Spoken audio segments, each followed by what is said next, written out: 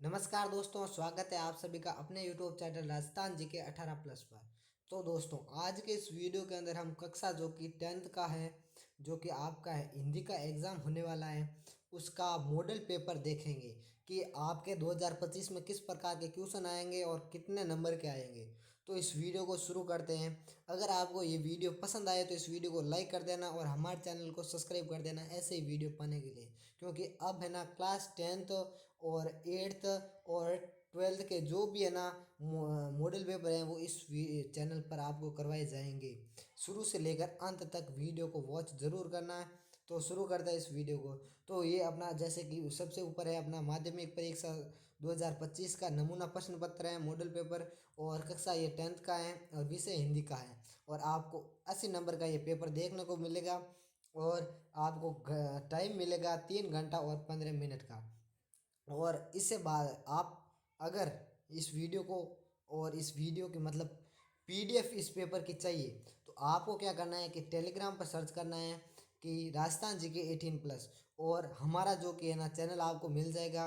तो उस चैनल पर है ना जाकर आप है ना इसका जो कि है ना जो पूरा का पूरा है ना पीडीएफ मिल जाएगी इस पेपर की बोर्ड ब्लूप्रिंट की। तो सर शुरू करते हैं वीडियो को। तो मिल चलो चलते हैं। अब ये कुछ आपको इंस्ट्रक्शन दिए होते हैं पेपर के अंदर, जो कि ये तो हो गया परीक्षार्थी के लिए सामान्य निर्देशांक है। तो परीक्षार्थी सर्वप्रथम अपने प्रश्न पत्र पर क्या करें, अनिवार्य ना रूप से नामांकन करें, यानी कि अपना जो कि ना रोल नंबर है वो ज़रूर लिखें सबसे पहले पेपर को मिलते ही। और दूसरा इंस्ट्रक्शन है कि सभी प्रश्न पढ़ने अनिवार्य हैं। सभी प्रश्न पढ़ने क्या है, अनिवार्य है, बताए हुए हैं। और प्रत्येक प्रश्न का उत्तर दी गई उत्तर पुस्तिका में ही लिखे, ये तीसरा है। और चौथा इंस्ट्रक्शन है कि जिन प्रश्नों में आंतरिक खंड है उन सभी के उत्तर एक साथ ही लिखे। जैसे कि खंड वही लिखना है, जो खंड क है तो उसको क करना है, और ख लिख लगा के ख के पूरे क्वेश्चन करने हैं, इस प्रकार से करना है।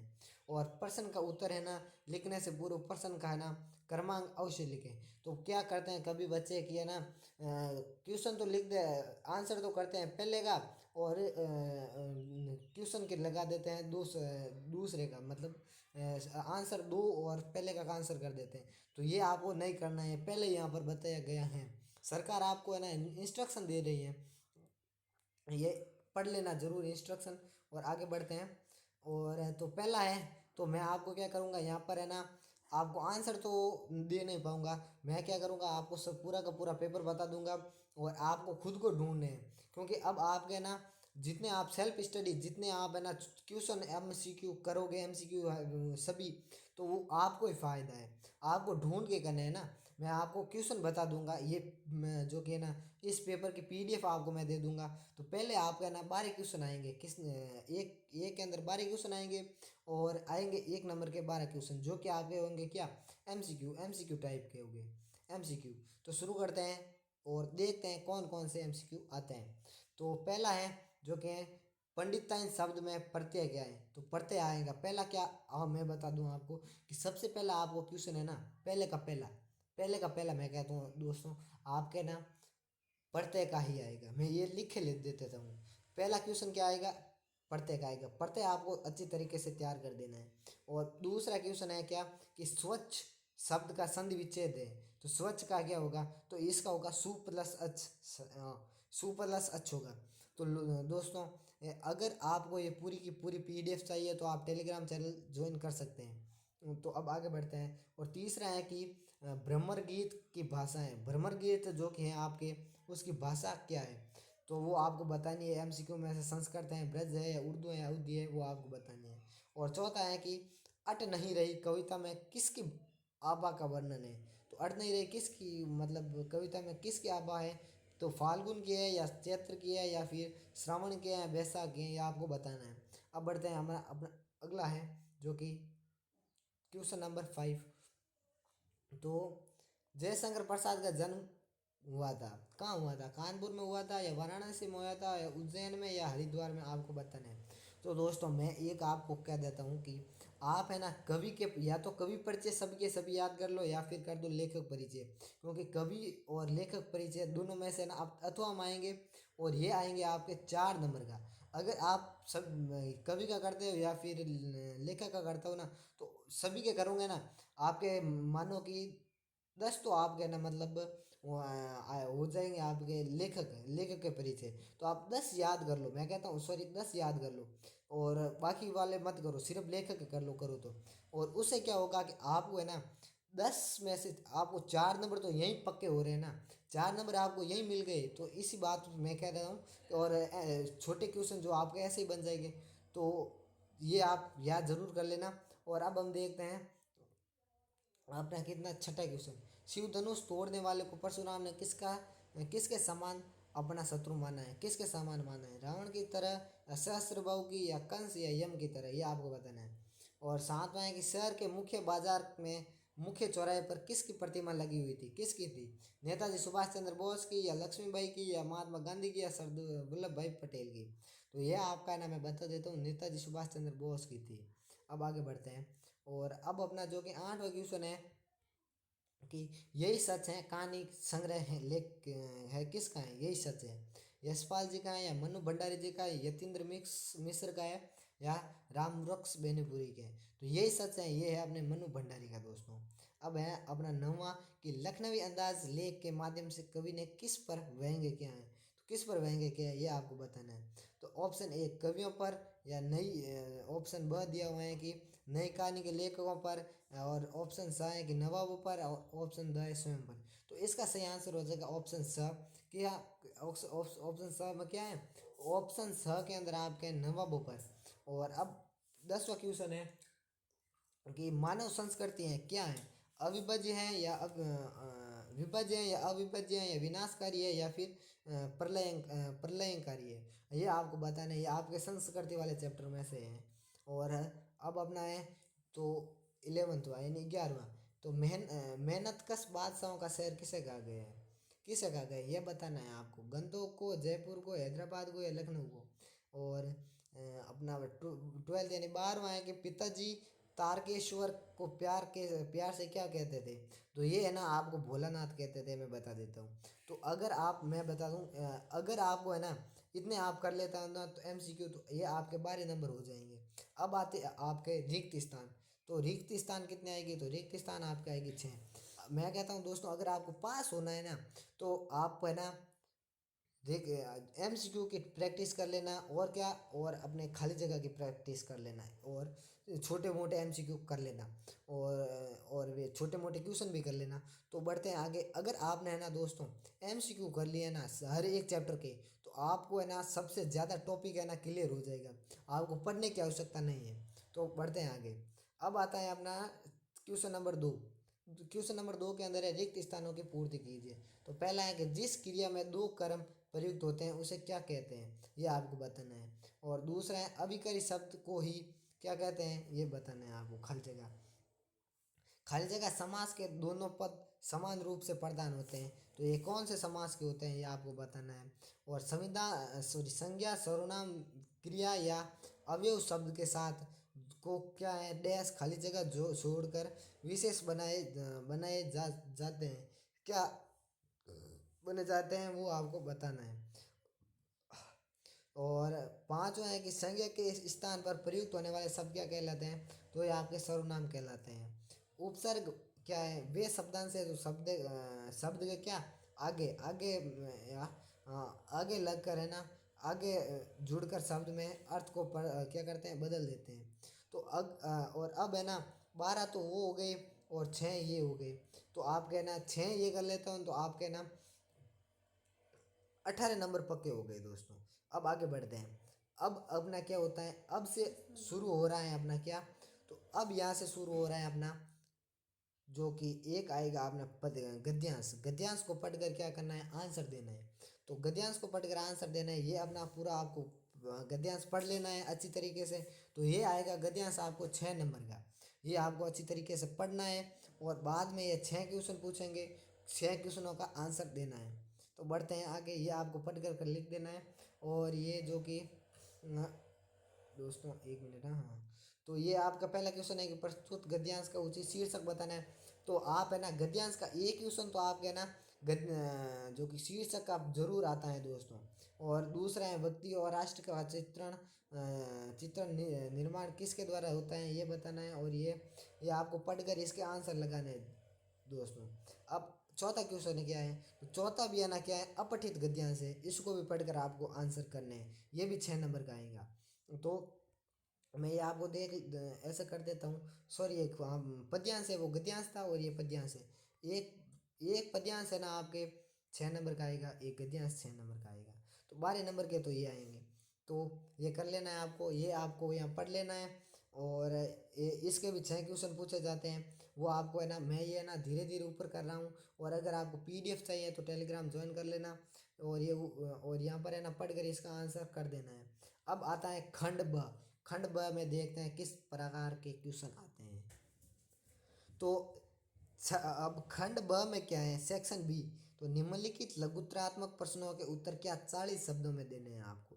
और ये कितने आएंगे, ये क्वेश्चन आएंगे आपके कितने, तो ये 7 क्वेश्चन आएंगे। और 2 नंबर का एक क्वेश्चन होगा। 7 क्वेश्चन आएंगे, कितने, 7 क्वेश्चन आएंगे, 2 नंबर का एक क्वेश्चन होगा, ये लिखा हुआ है। और अब शुरू करते हैं कि कौन कैसे किस प्रकार के आएंगे, तो ये देख लेते हैं।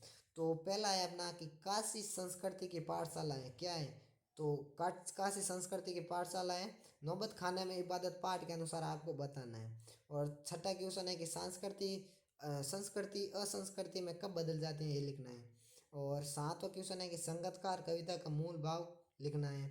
और 8वां क्वेश्चन है कि आत्मकथ्य कविता में कवि ने किस किन बिंबों का प्रयोग किया है, ये आपको बताना है। तो दोस्तों मैं जो आपको क्वेश्चन दे रहा हूँ ना, ये इसको आप है ना लिखने की प्रैक्टिस करना और इसको आप याद कर लेना, क्योंकि ये क्वेश्चन आ सकते हैं। क्योंकि आपके ये ना स्टडी मटेरियल से उठाए गए क्वेश्चन है। और क्वेश्चन नंबर 9 है कि लेखक को हिरोशिमा के विस्फोट को प्रत्यक्ष देखकर कैसा अनुभव हुआ, ये आपको बताना है। और अब देखते हैं 10वां क्वेश्चन। तो पत्थर तोड़ती पहाड़ियों को देखकर लेखिका को कैसे सहानुभूति हुई, तो इसका है वो गंतोक वाला चैप्टर है उसका है। और अब है 11 की आंखें भर जाना, मुहावरे का अर्थ आपको बताना है। तो क्या होता है इसका अर्थ वो बताना है। और अब आपका होता है आगे खंड स शुरू, यानी कि सेक्शन सी शुरू। तो सेक्शन सी में 12वां क्वेश्चन से शुरू हो रहा है। और इसको क्या करना है, अब यह है ना, वो तो अपठित गद्यांश थे, यहाँ पर पठित गद्यांश और एक पठित पद्यांश आएगा। ये 4-4 नंबर के आएंगे दोनों, है ना। और आगे बढ़ते हैं। गद्यांश आपको पढ़ लेना है और इसका आंसर ये दे देना है। ये रहा आपका गद्यांश। इसको हाँ, ये अथवा में आता है, इसको भी पढ़कर आपको आंसर कर देना है। क्योंकि अब मैं ये पढ़ने बैठूंगा ना तो अपना वीडियो है ना बड़ा हो जाएगा, तो इसलिए मैं आपको ऊपर धीरे धीरे कर रहा हूँ, तो आपको कर लेना है यहाँ से ना। ये भी अथवा में आता है। और अब मेन बात आ गई है अपनी 14वां क्वेश्चन। तो बाल गोविंद भगत की किन विशेषताओं के कारण उन्हें ग्रस्त होते हुए भी क्या कहा जाता था, भगत कहा जाता था, तो ये बताना है। ये है ना अथवा में आएंगे अपने ना 12 से लेकर आपके अथवा में आने शुरू हो जाएंगे क्वेश्चन। और दूसरे अथवा में कि लेखिका पड़ोस कल्चर विहीन समाज को संकुचित या असहाय एवं सुरक्षित क्यों मानती हैं, ये बताना है। ये आपके 3 नंबर के क्वेश्चन है, ध्यान रखना दोस्तों। और 15 क्वेश्चन है कि आत्मकथ्य कविता में कवि जयशंकर प्रसाद ने जीवन के यथार्थ एवं अभाव पक्ष की जो मार्मिक अभिव्यक्ति किए हैं उन्हें अपने शब्दों में बताना है ये। और इसके अथवा में है कि ज्यों जल महा तेल की गागरी बूंद ने ताको लागती, पंक्ति के माध्यम से बताइए कि गोपियां है ना संपूर्ण पद में उद्धव पर क्या व्यंग्य करती हैं, ये आपको बताना है। आगे बढ़ते हैं ना। अब है आपका सेक्शन डी आता है, यानी कि खंड द। खंड द में आपके सभी क्वेश्चन 4 नंबर के आएंगे दोस्तों। तो ये भी अथवा में आएंगे। तो 16 क्वेश्चन आएगा कि यतीन्द्र मिश्र ने आएगा कि अब हाँ 16वां क्वेश्चन आपके क्या आएगा, या तो कवि परिचय का आएगा या लेखक परिचय का। तो दोस्तों यतीन्द्र मिश्र कौन है, आपके क्या है कि कवि है, सॉरी लेखक हैं, उनके व्यक्तित्व के बारे में लिखना है। या एक है जयशंकर प्रसाद के व्यक्तित्व, जयशंकर प्रसाद कवि हैं और ये अपने लेखक। तो आपको है ना लेखक या सभी याद कर लेना है, या कवि या सभी याद कर लेना है, या कवि सभी कर लेना है, या फिर क्या करना है लेखक सभी याद कर लेना है परिचय। अब आगे बढ़ते हैं 17वां है कि साना साना हाथ जोड़ी अध्याय के आधार पर बताएं कि लेखिका ने अपनी संपूर्ण यात्रा को खोज यात्रा क्यों कहाँ है, ये आपको बताना है। अथवा में दिया हुआ है कि बाबूजी गुरुजी की चिरोरी करके हमें घर ले आए। माता का आंचल पाठ के आधार पर आपको बताना है कि यदि ये घटना वर्तमान समय में होती तो बापूजी की क्या प्रतिक्रिया होती, ये आपको बताना है। अब है ना आपके 18वां क्वेश्चन है, ये आपके इम्पोर्टेंट हो जाता है क्योंकि 18वें में आपको क्या करना है, निबंध लिखने हैं दोस्तों। 18वें क्वेश्चन में आपको निबंध करने हैं, तो निबंध है वो आपको 300 शब्दों में करने हैं दोस्तों। और ये 300 शब्द है ना आपके 6 नंबर के हैं, ये आपको करना है। और ये आपको 4 यहाँ पर ऑप्शन मिलेंगे और चारों में से कोई भी आप कर सकते हैं। पहला आपके यहाँ दिए हुए हैं कि आतंकवाद एक समस्या। तो निबंध लिखने के लिए आपको क्या करना है कि 5 पॉइंटों का ध्यान रखना है। पहला तो जैसे कि प्रस्तावना आती है और लास्ट के अंदर आता है उपसार, और बीच में आपको है ना उससे रिलेटेड 3 पॉइंट लिख देने हैं। जैसे कि आतंकवाद से आया तो आतंकवाद का अर्थ क्या है, आतंकवाद से उत्पन्न समस्या और आतंकवाद से निपटने के उपाय, ये है ना आपके क्वेश्चन में आएगा। आपको एज इट इज उतार देना है, प्रस्तावना लिखनी है और उससे रिलेटेड सब लिख देना है। 1 मिनट में काट देता हूँ ना। हाँ, जैसे कि प्रस्तावना लिखी तो उससे रिलेटेड आपको है ना 5 लाइनें लिख देनी है। और आतंकवाद का अर्थ तो यहाँ पर 10 लाइनें लिख देनी है। आतंकवाद से उत्पन्न समस्या तो यहाँ पर भी 5-10 लाइनें लिख देनी है। और यहाँ पर भी आपको 5-10 ऐसे करके आपको है ना उपसार में आपका रिजल्ट क्या निकलता है वो बताना है कि उपसार जैसे कि आतंकवाद एक बहुत बड़ी समस्या हो गई है ऐसे। और दूसरा है आपके जल प्रदूषण का, और तीसरा है अनुशासन का महत्व, और चौथा है मेरी अस्मरणीय यात्रा। और अब है ना आपका आता है 19वां क्वेश्चन। तो 19वां क्वेश्चन आपके एप्लीकेशन सॉरी प्रार्थना पत्र या फिर आएगा आपके लिए पत्र। तो स्वयं को राजकीय उच्च माध्यमिक विद्यालय गोपालपुर का मेष मानकर प्रधानाचार्य से विद्यालय में खेल सप्ताह मनाए जाने हैं तो प्रार्थना पत्र लिखना है। और यह आपका आएगा 4 नंबर का। और स्वयं या अथवा में दिया है स्वयं को रतनगढ़ निवासी राघु मानदेव अपने मित्र को पुस्तक का महत्व बताते हुए क्या लिखना है, पत्र लिखना है। आपको या तो एप्लीकेशन याद कर लेने हैं या पत्र याद कर लेना है। और अब है ना आगे बढ़ते हैं। तो अब अगले आगे है अपना 20वां क्वेश्चन। 20वां क्वेश्चन लास्ट क्वेश्चन है दोस्तों, और ये है कि निर्धन महिलाओं द्वारा बनाई गई जो कि दरियों की तो बिक्री विज्ञापन बनाना है आपको। तो पहला क्वेश्चन 20वें में अंदर है कि महिलाओं द्वारा बनाई गई है ना दरियों की बिक्री है तो विज्ञापन बनाना है। या अथवा में दिया हुआ है कि व्यावसायिक शिक्षा छात्रों द्वारा बनाई गई वस्तुओं की क्या करनी है, प्रदर्शनी है तो क्या विज्ञापन लिखना है। तो ये आपको लिखना है, विज्ञापन आपको याद कर लेना है। तो यहाँ वीडियो करते हैं यहाँ पर समाप्त। अगर आपको ये वीडियो पसंद आए तो इस वीडियो को लाइक ज़रूर कर देना, और ऐसे वीडियो पाने के लिए हमारे चैनल को सब्सक्राइब कर देना। तो मिलते हैं अगले वीडियो के अंदर, तब तक के लिए जय हिंद जय भारत।